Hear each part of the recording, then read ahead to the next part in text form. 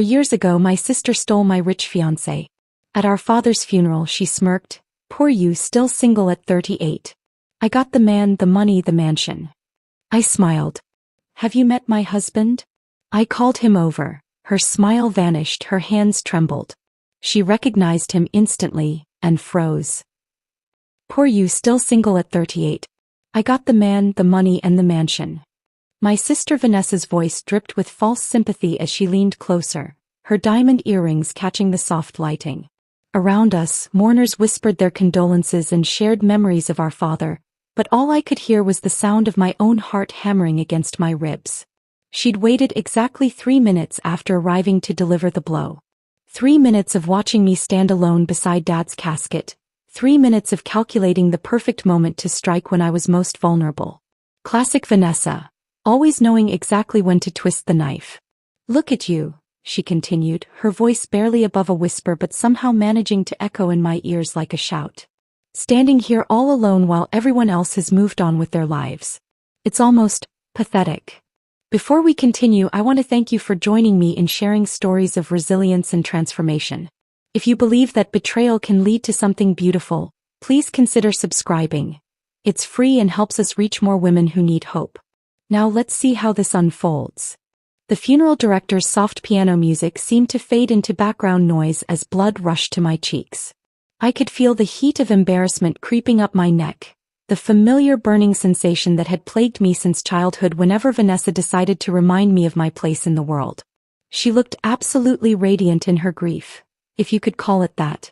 Her black Chanel dress hugged her curves perfectly, her platinum blonde hair cascaded in professional waves that had probably taken hours to achieve, and her makeup was flawless despite the tears she'd been shedding for our father's business associates.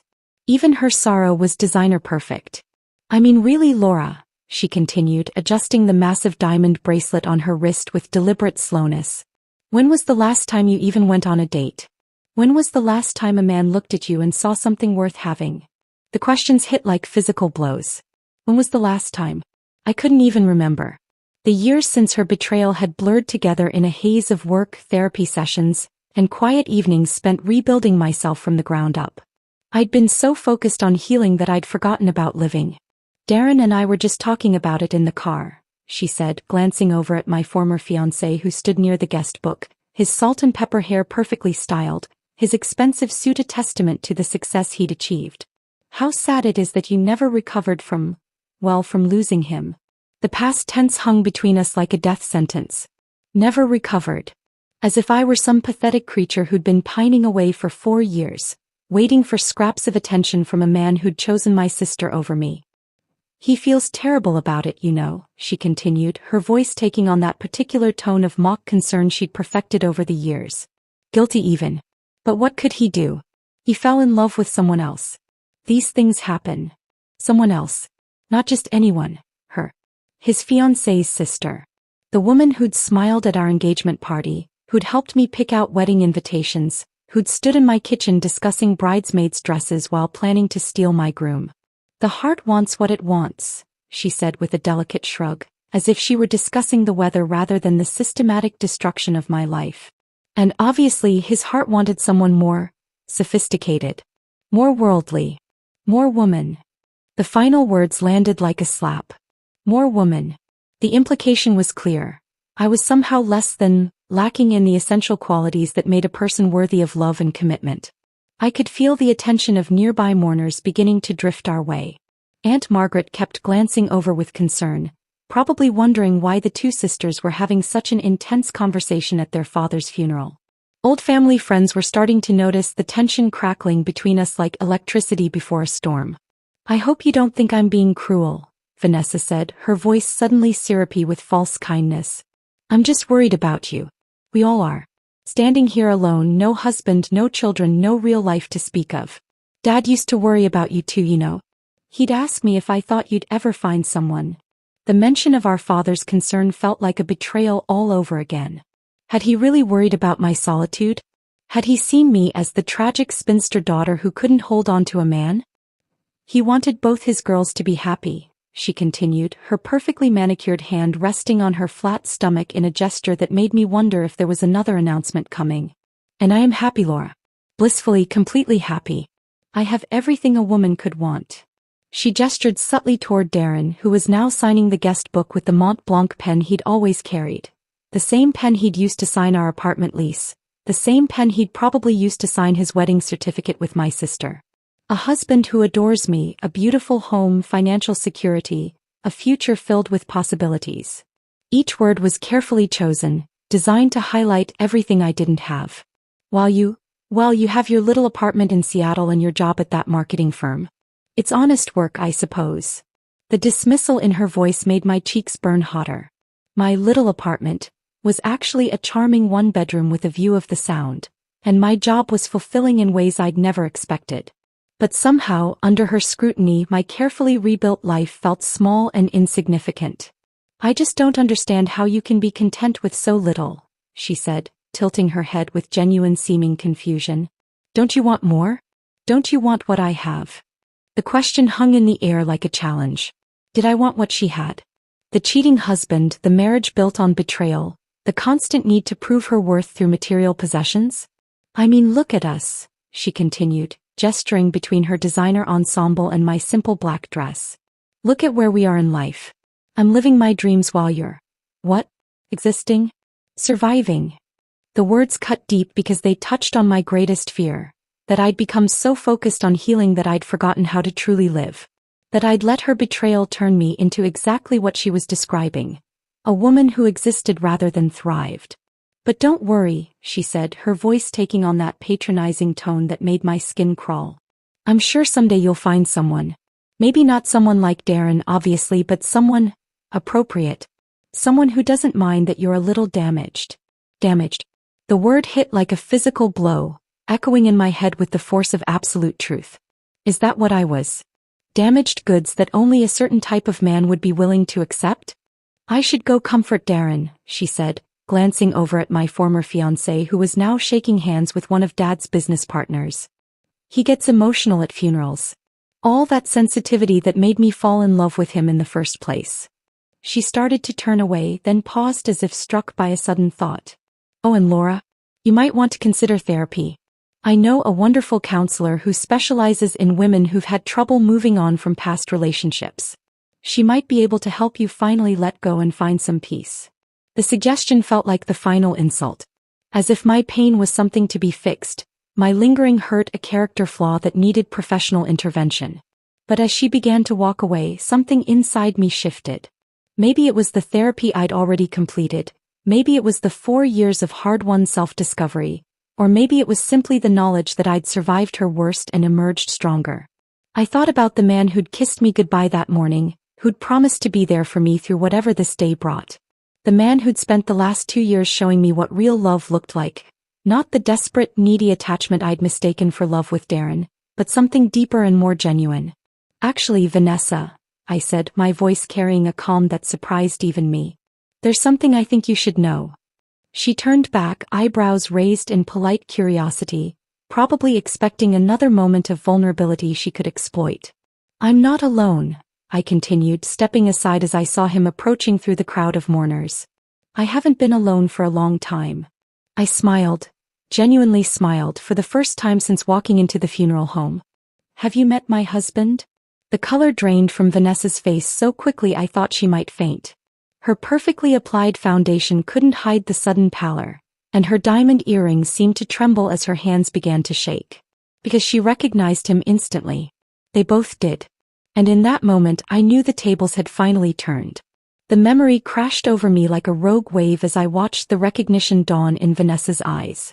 4 years melted away in an instant, and I was 24 again, standing in the ballroom of the Fairmont Hotel at the annual Children's Cancer Research Gala. The chandelier cast golden light across designer gowns and tuxedos. Champagne flutes clinked in celebration of the evening's fundraising success, and I had just met the man I thought would change my life forever.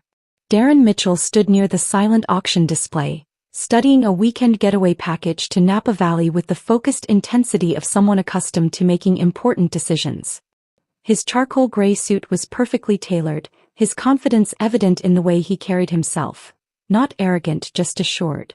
When our mutual friend Sarah introduced us, his handshake was firm, his smile genuine, and his eyes held mine just long enough to make my pulse quicken. Laura works at Precision Marketing, Sarah had explained. She's the creative genius behind that viral campaign for the eco-friendly startup everyone's talking about. Impressive, Darren had said, and something in his tone made me believe he actually meant it. I've been following that company's growth. Brilliant positioning strategy. We talked for 20 minutes about sustainable business practices, the challenges of startup marketing, and the delicate balance between profit and purpose. He listened, really listened, asking thoughtful questions that showed he valued my opinions. When he asked for my business card, I felt like I was floating. Our first date was dinner at a small Italian restaurant in Pioneer Square. He arrived with a single white tulip, my favorite flower, which he'd somehow remembered from our brief conversation about spring gardens. The gesture felt both thoughtful and perfectly understated. We talked until the restaurant staff began stacking chairs around us, lost in discussions about travel dreams, family traditions, and the books that had shaped our worldviews. By our third date, I was already imagining introducing him to my family. He had this way of making me feel heard, valued, like my thoughts and dreams mattered to someone who understood ambition and success. When he kissed me goodnight outside my apartment building, his lips soft and tentative, I felt like the heroine of every romance novel I'd secretly devoured. Dad loved him immediately. They bonded over golf, business strategy, and their shared appreciation for single malt whiskey. I'd find them on the back porch during family dinners, deep in conversation about market trends and investment opportunities. Dad would light up whenever Darren's name came up in conversation, constantly praising his intelligence, his work ethic, his obvious devotion to me. "That boy's going places," Dad would say, beaming with pride as if Darren were already his son-in-law. "And he clearly adores you, sweetheart. The way he looks at you, like you hung the moon." Even Mom, who'd passed away 2 years earlier, would have approved. I could feel her presence sometimes during those early months with Darren, could almost hear her whispering that she'd finally found someone worthy of her oldest daughter. Vanessa's initial reaction had been carefully calibrated enthusiasm. She gushed about how perfect we looked together, how lucky I was to have found such a catch, how excited she was to potentially have Darren as a brother-in-law. But even then, something felt slightly off about her effusiveness. Her compliments came too quickly, her smiles seemed practiced, and her hugs lasted just a beat too long, as if she were studying him rather than simply welcoming him to the family. "He's absolutely gorgeous," she'd whispered to me after our first family barbecue, her fingers lingering on my arm. "Those eyes, that smile, you better hold on to him tight, sis. Men like that don't stay single long." The comment had made me laugh at the time, but looking back it felt more like a warning than encouragement. The engagement came 8 months later during a weekend trip to Vancouver.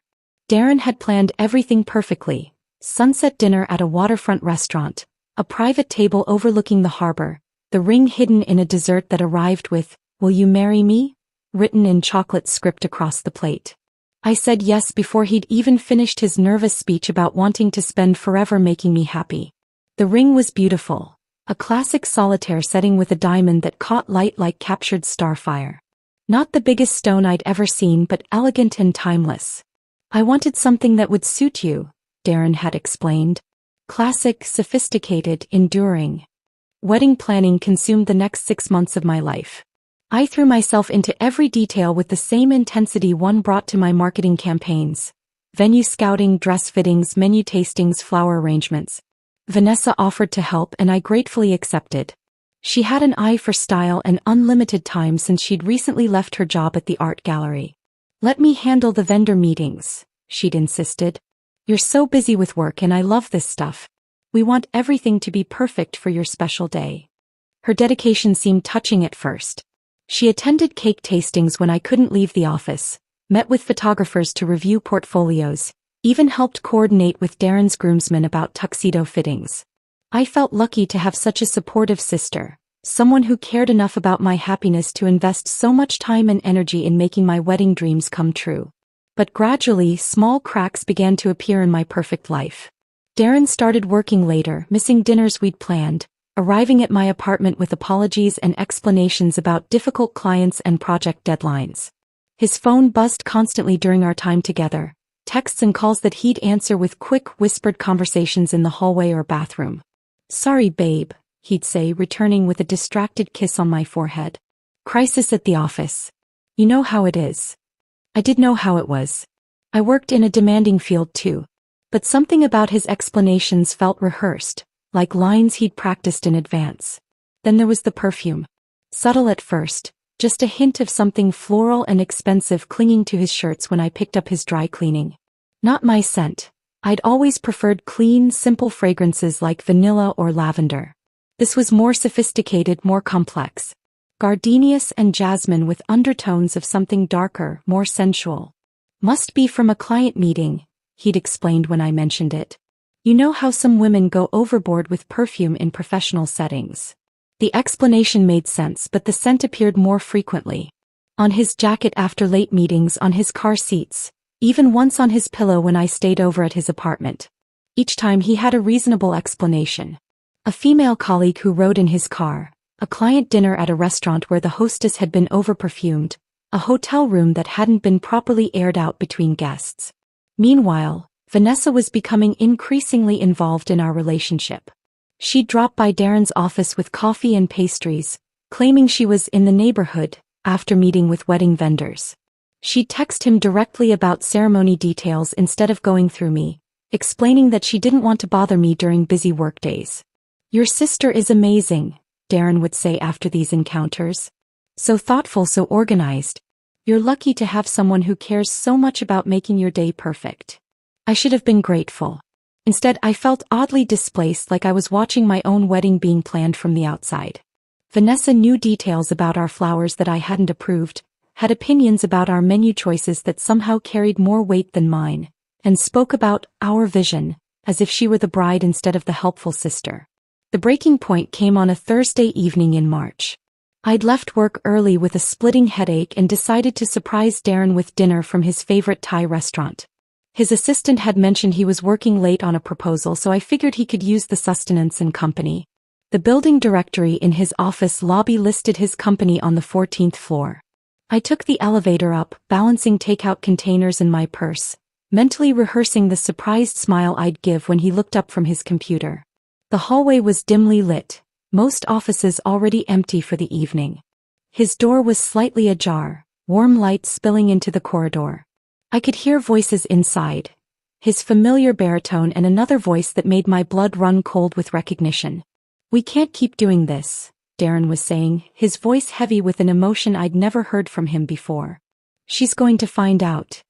"Not if we're careful," came the reply in Vanessa's unmistakable whisper. "The wedding's only 2 months away. After that we can figure out how to." I pushed the door open without thinking, my hands moving of their own accord. The takeout containers hit the floor with a crash of spilled curry and broken styrofoam, but I barely noticed the mess spreading across the expensive carpet. They were wrapped around each other on his leather couch, her dress half unbuttoned, his shirt completely gone. 4 months of wedding planning, 8 months of what I'd thought was love, and 2 years of believing I'd finally found my happily ever after. All of it crumbled to ash in the space between one heartbeat and the next. They sprang apart like guilty teenagers, Vanessa's face flushed with shame and something else.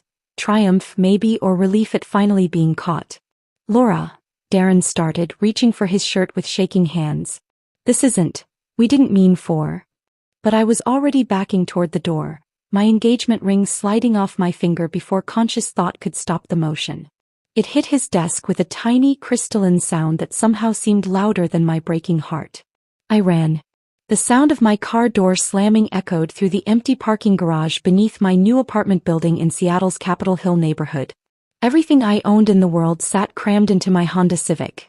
3 suitcases, a box of books, my laptop, and a pathetic collection of kitchen essentials I'd grabbed during my 15-minute escape from the life I'd built with Darren. I'd driven straight through from home, stopping only for gas and terrible coffee, my hands gripping the steering wheel so tightly my knuckles had gone white somewhere around Spokane. The GPS had guided me to this address that I'd found on Craigslist during a desperate 3 a.m. apartment hunt. A studio apartment I'd rented sight unseen because the landlord was willing to waive the credit check for an extra month's deposit. The building smelled like old carpet and industrial disinfectant. My apartment was on the 4th floor, accessible only by a narrow staircase that groaned under the weight of my belongings. As I unlocked the door marked 4C, I held my breath, unsure what level of disaster awaited me. The space was smaller than I'd imagined, maybe 400 square feet if I was being generous. A Murphy bed dominated one wall, a kitchenette barely large enough for one person occupied another, and two windows overlooked a brick wall and a narrow alley where cats fought over garbage scraps.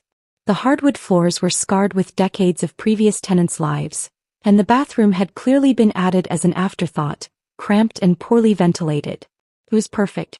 Anonymous, affordable, and completely removed from everything that reminded me of the person I used to be. I spent my first week in Seattle eating cereal for every meal and crying at random intervals, in the grocery store checkout line, while folding my few pieces of clothing, during commercial breaks of mindless television shows. The tears came without warning, triggered by everything and nothing. A couple holding hands on the street.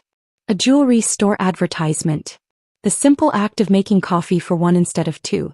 My bank account dwindled with terrifying speed. I'd quit my job in a moment of emotional upheaval, burning bridges with a resignation email that was far more honest than professional. Savings that had once seemed substantial now looked pitiful when stretched to cover rent, utilities, groceries, and the basic necessities of starting over from absolute zero. The job search felt like a special kind of torture. Every interview required me to explain the gap in my employment, to craft careful lies about seeking new challenges, instead of admitting I'd fled my hometown after discovering my fiancé and sister together. Rejection emails arrived with clockwork regularity, each one a small confirmation that I was as fundamentally broken as I felt.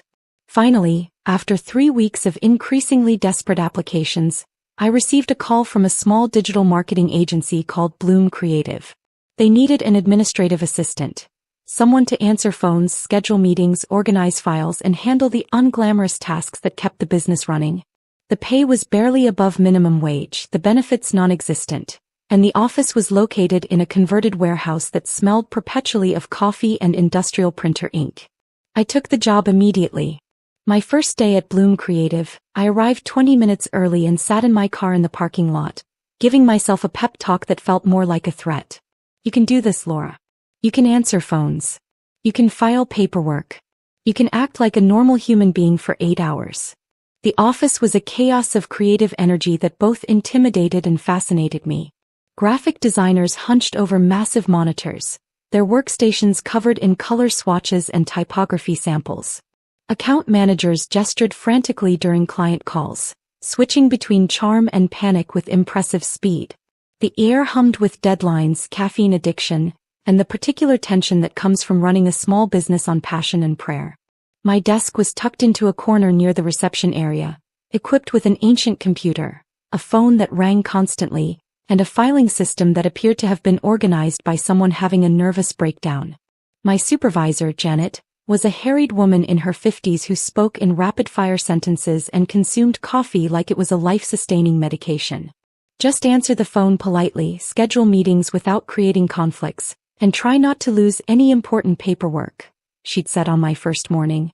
Oh, and don't take anything the creative team says personally. They're artists. They communicate through sarcasm and existential crisis. The work was mind-numbing but mercifully distracting. I answered calls from clients who wanted to know why their logos weren't more purple, scheduled meetings between people who seemed to actively despise each other, and filed invoices with the methodical precision of someone grateful to have concrete tasks that couldn't break her heart. During my lunch breaks, I'd walk to Pike Place Market and sit on a bench overlooking Elliott Bay, watching ferries shuttle back and forth between Seattle and the islands. The water changed color throughout the day, steel gray in the morning, deep blue in the afternoon, almost black by evening. I'd eat sandwiches from a corner deli and try to imagine what kind of person I might become in this new place. After 2 months of barely surviving, Janet pulled me aside after work one Friday. "You seem competent," she said, which I'd learned was high praise coming from her. "And you're the first admin we've had who doesn't cry when the designers get cranky. How would you feel about taking on some client coordination responsibilities? It comes with a raise." The additional duties involved managing project timelines, serving as a buffer between creative teams and demanding clients, and occasionally writing emails that required actual thinking rather than just scheduling. For the first time since fleeing home, I felt like my brain was being used for something more complex than basic survival. One particularly stressful Thursday, After a client had screamed at me over the phone about font choices for 20 minutes, I found myself crying in the bathroom stall during my lunch break. Not the gentle tears of grief I'd grown accustomed to, but ugly, frustrated sobs that came from feeling completely overwhelmed by the simplest adult responsibilities. "Rough day?" asked a voice from the neighboring stall. I looked down to see sensible black flats and gray slacks. Ruth from accounting. A woman in her early 40s with prematurely silver hair and an endless supply of cardigans who'd been unfailingly kind since my first day. "Just client stuff," I managed, trying to make my voice sound normal. "Want to grab a drink after work? I know a place with terrible wine and excellent therapy potential." Something about her matter-of-fact offer broke through my carefully maintained isolation. "I don't really drink much anymore," I admitted. "Neither do I. But sometimes sitting in a bar and pretending you might order alcohol is exactly the kind of normal you need."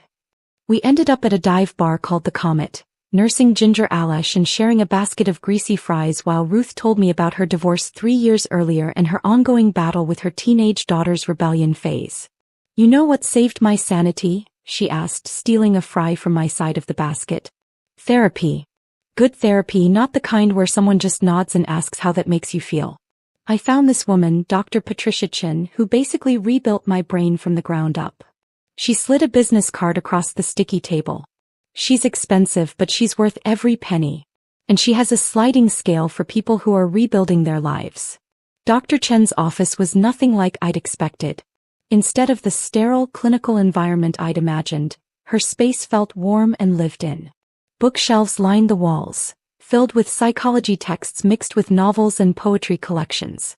Her desk was covered with succulents in mismatched pots, and a large window overlooked a small garden where wind chimes created a gentle soundtrack to our sessions. "Tell me about the person you were before," she said during our first meeting, her voice carrying a slight accent that made every word sound carefully considered. I'd expected to talk about Darren, about the betrayal, about the wedding that never happened. Instead, we spent weeks exploring who I'd been before I'd ever met him. The ambitious marketing professional who'd landed her dream job straight out of college. The daughter who'd organized surprise parties for her parents' anniversaries. The friend who'd driven 6 hours to help someone move apartments. "Trauma has a way of making us forget our own strength," Dr. Chin explained during one particularly difficult session. "You survived something that would have broken many people.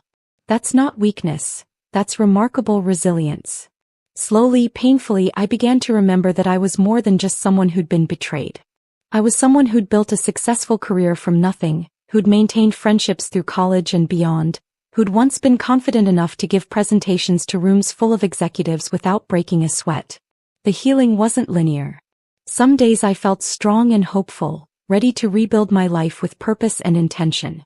Other days I'd find myself crying over a romantic comedy trailer or avoiding the grocery store because I couldn't bear to see couples shopping together. But gradually the good days began to outnumber the bad ones. Ruth's friendship became my anchor to normalcy. She invited me to her book club, a group of women who met monthly to discuss novels and drink wine in each other's living rooms. At first, I sat quietly in corners, contributing little to conversations about complex characters and plot twists. But as months passed, I found myself engaging more, offering opinions, even laughing at inside jokes. "You're different," Ruth observed one evening as we walked back to our cars after a particularly lively discussion about a mystery novel set in post-war London. "When you first started coming to these meetings, you looked like you were ready to bolt at any second. Now you look like you actually want to be here." He was right. For the first time in months, I'd spent an entire evening without thinking about Darren or Vanessa or the life I'd lost. I'd been present, engaged, genuinely interested in other people's thoughts and experiences. That night, I called Dr. Chin and left a voicemail. "I think I'm ready to start dating again. Not because I'm lonely, but because I think I might actually have something to offer someone." Her return call came the next morning. "That," she said, "is exactly the right reason. Dating after betrayal felt like learning to walk again after a devastating accident. Every step tentative, every movement measured for potential pain. My first attempt was a disaster of epic proportions. Ruth had set me up with her neighbor's brother, a perfectly nice accountant named Kevin who spent our entire coffee date explaining his coin collection and asking if I'd ever considered the investment potential of vintage baseball cards. I excused myself after 45 minutes, claiming a work emergency, and spent the drive home wondering if I was destined to attract men who were either unfaithful or unbearably boring. Maybe those were my only options now: cheaters or collectors of outdated sports memorabilia. The second date was worse. A software engineer from a dating app who arrived 20 minutes late, ordered the most expensive item on the menu, and spent the evening mansplaining my own marketing career to me. When he suggested we split the bill after eating 2 appetizers, an entree and 3 craft cocktails while I nursed a single glass of wine and a salad, I decided the universe was sending me a clear message about my romantic future. Maybe I'm just meant to be single, I told Dr. Chin during our session the following week. Maybe some people are designed for solitude. Or maybe, she replied with that knowing smile I'd grown to both love and fear, you're just not meeting the right people in the right circumstances. Sometimes the best connections happen when we're not actively searching for them. She was right, though I wouldn't realize it for another 3 months. Marcus walked into my life on a Tuesday morning in October, carrying a box of promotional materials for a client presentation and wearing a navy blue sweater that brought out the gray in his eyes. He wasn't particularly tall, maybe 5'10", but he moved with a quiet confidence that commanded attention without demanding it. His dark hair was touched with silver at the temples, and when he smiled at Janet while introducing himself, the expression seemed genuine rather than practiced. "This is Laura," Janet said, gesturing toward my desk. "She'll be your point person for the Morrison Hotels project." He turned to me with that same smile, extending his hand in a firm handshake that lasted exactly the appropriate amount of time, long enough to be warm, short enough to remain professional. "Marcus Hamilton," he said. "I'm looking forward to working with you." His voice was deeper than I'd expected, with a slight rasp that suggested either a long-time smoking habit or naturally low vocal cords. When our eyes met, I felt a small flutter of something that might have been attraction, but I pushed it down immediately. Work was work, and I'd learned to keep those boundaries crystal clear. Marcus owned a boutique consulting firm that specialized in hospitality industry marketing, restaurants, hotels, tourism boards. His approach was methodical and thorough, unlike many of our clients who changed their minds every few days and expected us to read their thoughts about color schemes and font preferences. Our first meeting lasted 2 hours. While most clients spent project kickoffs talking about themselves and their revolutionary vision for disrupting their industry, Marcus asked questions about our process, our timeline, our previous experience with similar brands. He took notes in a leather-bound notebook, writing with an expensive pen that he handled like a precision instrument.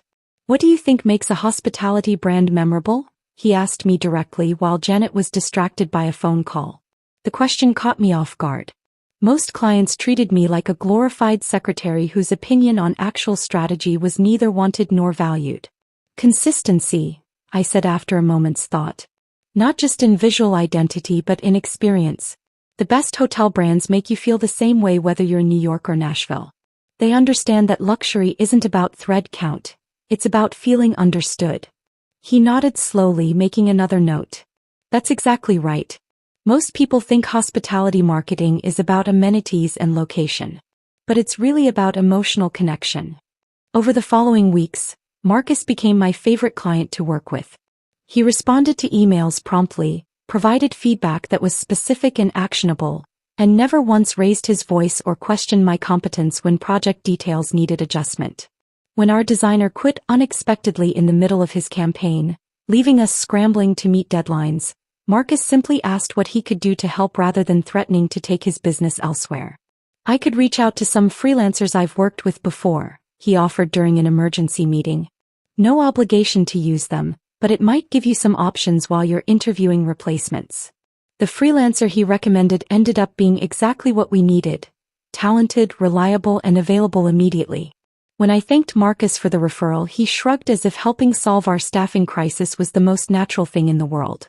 "Good people should support each other," he said simply. Our professional relationship began shifting into something more personal during the final weeks of his project. He started arriving a few minutes early for meetings, lingering afterward to chat about everything except work. I learned he'd grown up in Portland, studied business at Northwestern, and moved to Seattle 5 years earlier to be closer to his aging mother. He asked about my background with genuine curiosity, listening to my carefully edited stories about leaving my hometown for new opportunities without pressing for details I wasn't ready to share. "You seem like someone who's lived through interesting times," he said one afternoon as we walked to his car after a particularly productive strategy session. "Interesting is one way to put it," I replied, surprised by how much I wanted to tell him the whole truth. "The best people usually have complicated stories," he said, unlocking his car, a practical Honda that was impeccably clean inside and out. "Simple backgrounds tend to produce boring personalities." When his project officially concluded, I felt an unexpected pang of disappointment. Our meetings had become the highlight of my work week, small islands of intelligent conversation and genuine respect in an ocean of difficult clients and impossible deadlines. "I hope we'll work together again soon," I said as we shook hands in the lobby after our final presentation. "Actually," Marcus said, his voice carrying a note of uncertainty I'd never heard from him before, "I was wondering if you'd like to have dinner sometime. Not work-related. Just dinner." The invitation hung between us like a bridge I wasn't sure I was brave enough to cross. He must have seen the hesitation in my eyes because he quickly added, "No pressure. I just thought it might be nice to continue our conversations without project deadlines hanging over us." "I'd like that," I heard myself saying before my anxious brain could construct a list of reasons to decline. Our first non-work dinner was at a small French bistro in Fremont. Marcus had chosen the restaurant carefully, intimate enough for real conversation but public enough to feel safe. He arrived with a single white tulip just like Darren had on our first date, but somehow the gesture felt completely different. Where Darren's flower had felt calculated, designed to impress, Marcus's tulip seemed thoughtful and understated. "I remembered you mentioned these were your favorites," he said, looking almost embarrassed by his own romanticism. We talked for 3 hours, the conversation flowing naturally from travel dreams to family memories to books we'd loved and movies that had disappointed us. Marcus was funny in an unexpected way, his humor dry and observational rather than attention-seeking. He made me laugh until my cheeks hurt, something I hadn't done in longer than I cared to calculate. When he walked me to my car, I found myself hoping he'd ask me out again before I'd even driven away. He did 3 days later with a text message that was perfectly Marcus, direct but warm. "Would you like to try that new Thai place downtown Saturday night? I promise not to order anything too spicy if you promise to tell me more about your book club's latest dramatic selection." Our second date led to a third, then a fourth. Slowly, carefully, we began building something that felt both exciting and safe. Marcus never pushed for information about my past, never pressured me to move faster than I was comfortable with, never made assumptions about what I wanted or needed. He simply showed up, consistently and reliably, offering companionship without conditions. 3 months into dating, during a quiet dinner at his apartment, Marcus poured himself a second glass of wine and said, "There's something I should probably tell you about my work history." My stomach clenched automatically. Experience had taught me that sentences beginning with, "There's something I should tell you," rarely ended well. "I used to compete directly with someone you might know," he continued, his eyes meeting mine across the candlelit table. "Darren Mitchell. Small world, right?" The wine glass slipped from my fingers, hitting the table with a sharp clink that seemed to echo in the sudden silence. Marcus reached across immediately, steadying both the glass and my trembling hand. "I nearly dropped my wine," I said stupidly, my brain struggling to process what he'd just revealed. "I figured you might have a reaction," he said gently. "Want to talk about it?" The silence that followed my introduction stretched like a taut wire ready to snap. Marcus stepped closer, his presence solid and reassuring beside me, while Vanessa's face cycled through a spectrum of emotions I'd never seen from her before. Shock, recognition, confusion, and finally something that looked suspiciously like panic. "Marcus Hamilton," he said, extending his hand to Vanessa with the same professional courtesy he'd shown countless clients. "I don't believe we've been formally introduced, though I certainly know who you are." Vanessa's perfectly manicured hand trembled as she accepted his handshake, her usual predatory confidence nowhere to be found. The woman who'd built a career out of manipulating social situations suddenly looked like she'd forgotten how to speak. "Hello," she stammered, her voice barely above a whisper. The transformation was remarkable. In less than 30 seconds she'd gone from triumphant tormentor to confused prey. Darren had gone completely rigid beside her, his face pale beneath his expensive tan. He looked like a man who just realized he was standing in quicksand with no rope in sight. "Hamilton," Darren said, his voice carefully controlled but carrying an undercurrent of something that might have been fear. "I didn't expect to see you here."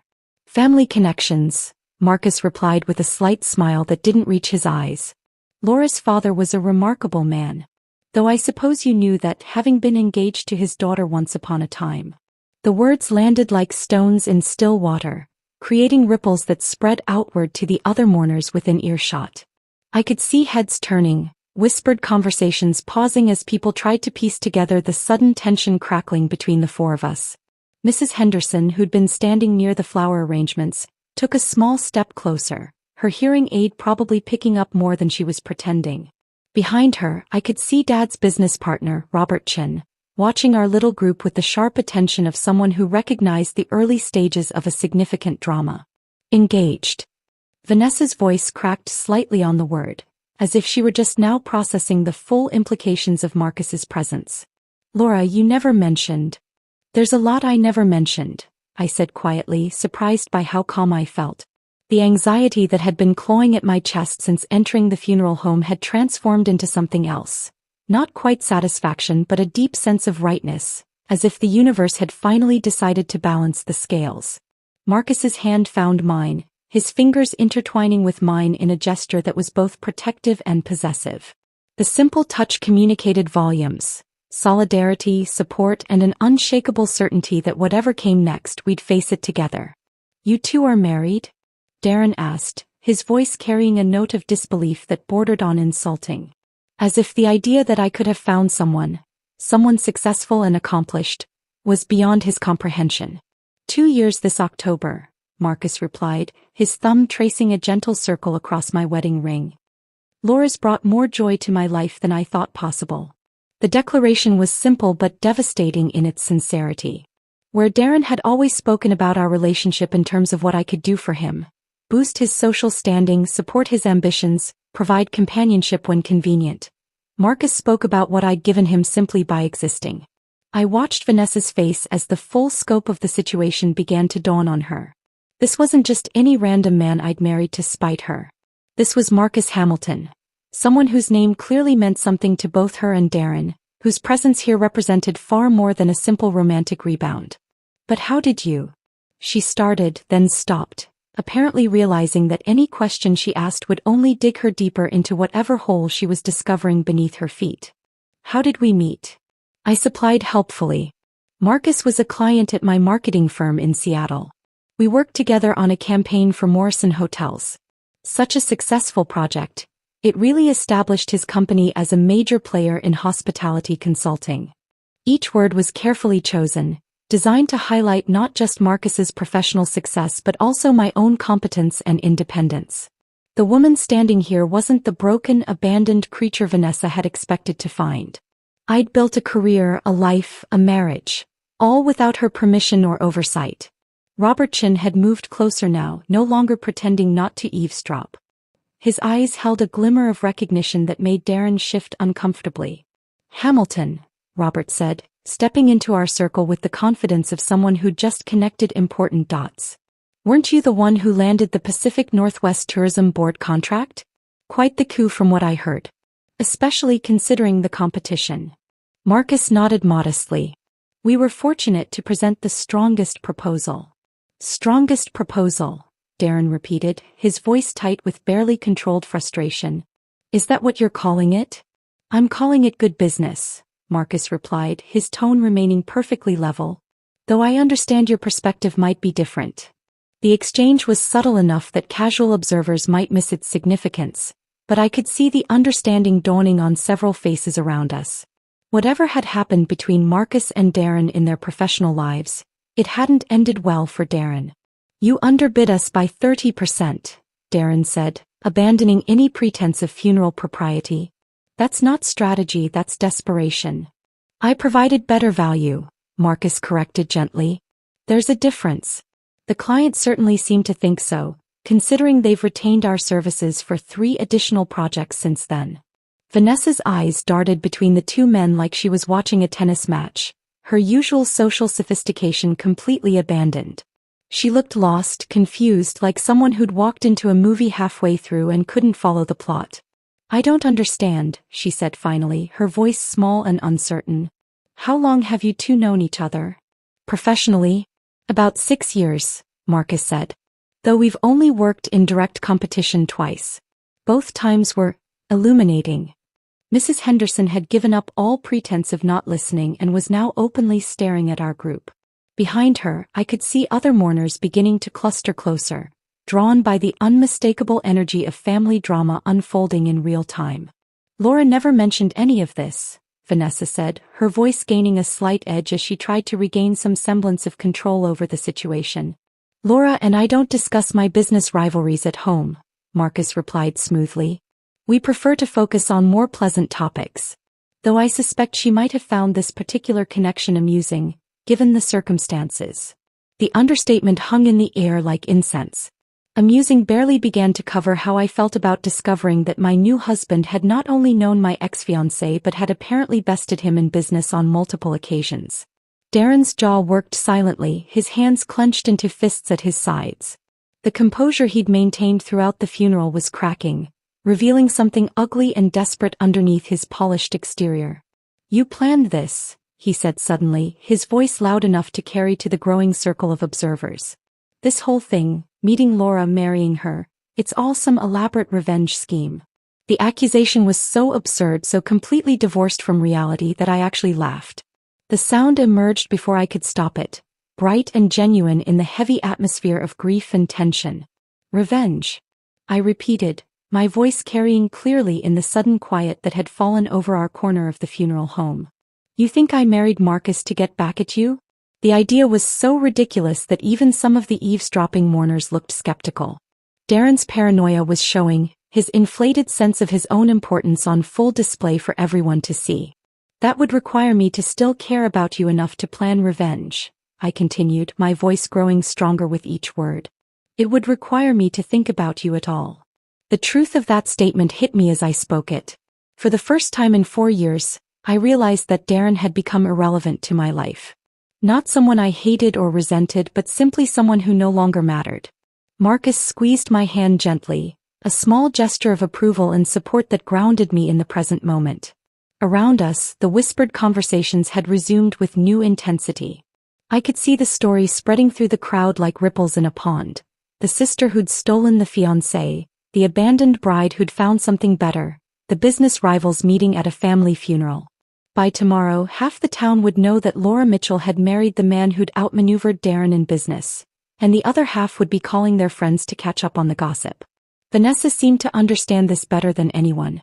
Her face had gone ashen as she watched our extended family and Dad's associates piece together the implications of what they were witnessing.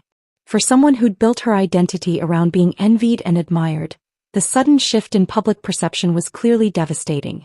The knock came 3 days after we'd returned to Seattle, soft and hesitant against our apartment door.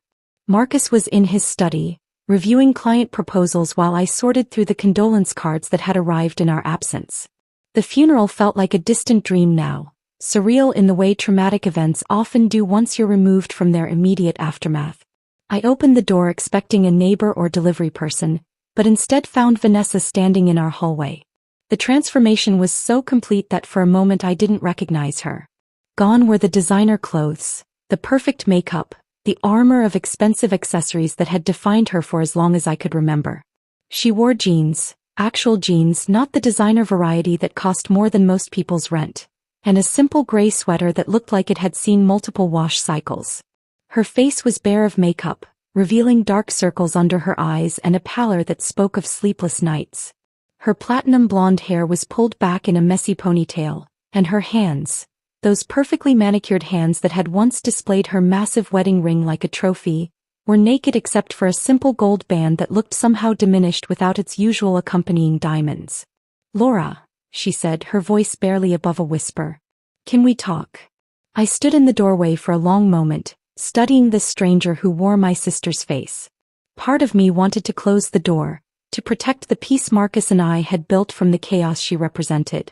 But another part, the part that remembered sharing secrets under blanket forts and practicing dance routines in our childhood bedroom, felt compelled to let her in. Marcus is working, I said finally, stepping aside to allow her entry. We can sit in the kitchen. She followed me through our small apartment, her eyes taking in the modest furnishings, the photographs of our wedding day, the comfortable clutter of two people who'd built a life together through careful accumulation rather than dramatic acquisition. If she was judging our simple lifestyle compared to the mansion she'd described at the funeral, her face didn't show it. We sat across from each other at my kitchen table, the same table where Marcus and I ate breakfast every morning, where we discussed our days over dinner, where we'd planned our future during countless quiet conversations. Having Vanessa in this sacred space felt like inviting a storm into a sanctuary. I don't know where to start, she said, her hands wrapped around the coffee mug I'd offered her as if it were a lifeline. Everything's falling apart, Laura. Everything. The words came out in a rush, as if she'd been holding them in for so long that they'd built up pressure behind her carefully constructed facade. She told me about the money, how Darren had been living beyond their means for years, using credit and loans to maintain the lifestyle he felt entitled to. The mansion was mortgaged to the hilt, the cars were leased with payments they could barely afford, and her jewelry, the diamonds she'd flaunted so proudly, were mostly financed through a high-end jeweler who was now threatening legal action. He controls everything, she said, her voice breaking slightly. Every credit card, every bank account, every investment. I don't even know how much debt we're really in because he handles all the finances. But the calls have started, collection agencies, lawyers, creditors. They call all day, every day. I listened without interrupting, watching my sister, this woman who'd once seemed invincible in her cruelty, crumble before my eyes. The irony wasn't lost on me that she'd spent the funeral bragging about having the man, the money, and the mansion, when all three were apparently built on financial quicksand. The worst part, she continued, her voice dropping to barely audible, is that I think he resents me for it. For the debt, for the pressure, for not being worth all the trouble he went through to get me. The phrase hung between us like a confession. To get me, as if she were a prize he'd won rather than a person he'd chosen to love. As if their entire relationship had been transactional from the beginning, and now that the transaction was proving costly, he was having buyer's remorse. The funeral was the first time he'd looked at me with anything other than irritation in months, she admitted. And even then it was only because other people were watching.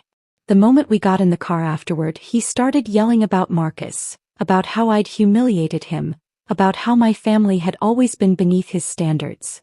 She looked up at me then, her eyes red-rimmed and desperate. Why didn't you ever fight me back, Laura? Why didn't you try to destroy me the way I destroyed you? The question caught me off guard, not because I hadn't expected it, but because I'd never really examined my own motivations closely enough to articulate an answer. Why hadn't I fought back? Why hadn't I tried to expose their affair before the wedding, or sought revenge in the immediate aftermath? Because I didn't have to, I said finally, the words coming from some deep well of understanding I hadn't known existed. Time fought for me. It was true, I realized as I said it. While I'd been rebuilding myself in Seattle, learning to be whole again, time had been working its own quiet justice. The relationship built on betrayal had rotted from within, just as Dad used to say about buildings constructed on weak foundations. You could paint over the cracks and reinforce the walls, but eventually the fundamental flaws would bring the whole structure down. Vanessa stared at me across the table, her expression a mixture of confusion and something that might have been admiration. You really moved on, she said. You actually built something real. Yes, I said simply. I did. She was quiet for a long moment, her fingers tracing the rim of her coffee mug in absent circles. When she spoke again, her voice was so soft I had to lean forward to hear her. I found something while I was cleaning out Dad's desk, she said, reaching into her purse and withdrawing a small leather-bound journal. I thought you should see it. The journal was one I recognized from childhood, Dad's daily planner, where he'd written everything from business appointments to grocery lists to random thoughts that struck him throughout the day. Vanessa opened it to a page marked with a faded receipt and slid it across the table. The entry was dated 6 months before Dad's death, written in his familiar scrawl. Talked to Laura today. She sounds happy, really happy, not just putting on a brave face. Her voice has music in it again, the way it used to when she was little and would sing while doing chores. I think she's found her way back to herself. My girls were once best friends, drawing pictures together, sharing everything, protecting each other from the world. Vanessa has forgotten that version of herself, but maybe someday she'll remember. Maybe someday they'll both find their way back to each other. Sis. The words blurred as tears I hadn't expected filled my eyes. Dad had seen through all of it. My careful cheerfulness during our phone calls, Vanessa's hollow victory, the fundamental sadness that had colored our family dynamics since the betrayal. But he'd also seen hope, possibility, the chance for healing that I'd never even considered. He never stopped believing we could fix this, Vanessa whispered, her own tears falling freely now. Even after everything I did, everything I destroyed, he still thought. She couldn't finish the sentence, but she didn't need to. Dad had seen something in both of us that we'd lost sight of. The capacity for redemption, for growth, for becoming better than our worst moments. We sat in silence for several minutes, the journal open between us like a bridge across 4 years of pain and resentment. I found myself remembering the sister Vanessa had been before jealousy and competition had poisoned our relationship. The girl who'd taught me to braid friendship bracelets, who'd stayed up all night with me when I had pneumonia, who'd fiercely defended me against playground bullies with the righteous fury of an avenging angel. I don't expect forgiveness, Vanessa said finally, closing the journal and sliding it back toward me.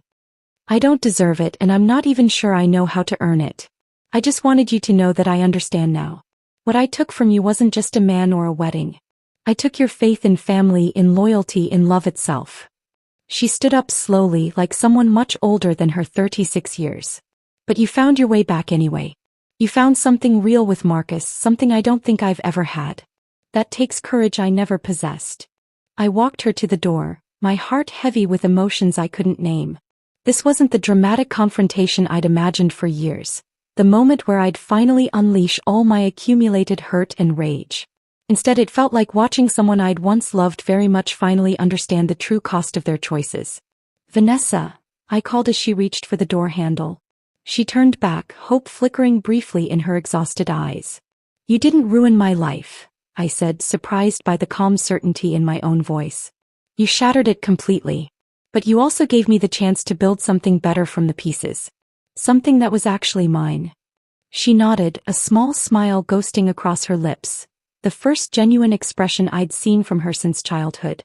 Take care of yourself, I added. Really take care of yourself. After she left, I sat alone with Dad's journal, reading his words over and over until Marcus found me there an hour later. I told him about the visit, about the debt, about the quiet devastation of a life built on lies finally collapsing under its own weight. Do you feel vindicated? He asked, pulling me into his arms. I considered the question seriously. Did I feel vindicated? Satisfied? Triumphant? No, I said finally. I feel sad. But also, free.